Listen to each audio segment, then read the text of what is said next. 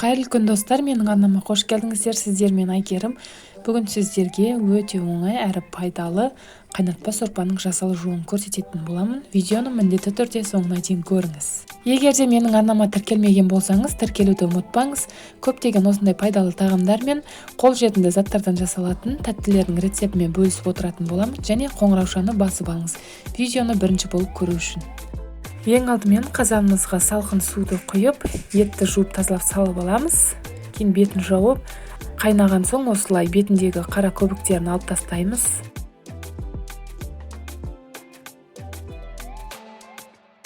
Негізінде сорпаны осылай сапырып тұрған дұрыс. Өзіңіздің қалауыңыз бойынша тұз қосасыз, және дәмдеушілер қоссаңыздар да болады. Ал мен дәмдеуіш қосқан жоқпын. Кейіннен сәбіз, картоп, пиязды салсақ болады, және болгар бұрышын да салып жіберсек болады. Мен алдын ала бұның бәрін турап алдым, және помидор да қостым. Кішкене қызарып шығу үшін. Енді қазанның астын жай қойып, қазанның қақпағын кішкене қиялатып ашып қоямыз. 2 сағаттай қайнатып алдым.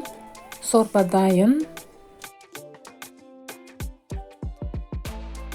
Бұл сорпаның жасалу жолын білмейтін адам жоқ шығар.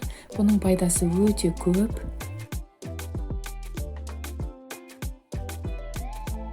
Сорпаның бетіне осылай укропты немесе басқа да жасыл шөптерді қосып ішсеңіздер болады.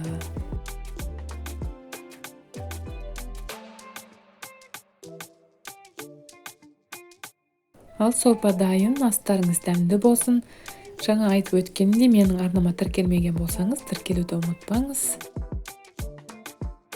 Осы етпен бірге қойдың құйрық майын да қосып жіберсеңіздер болады. Мен өзім құйрық майды жей алмағандықтан оны қоспадым.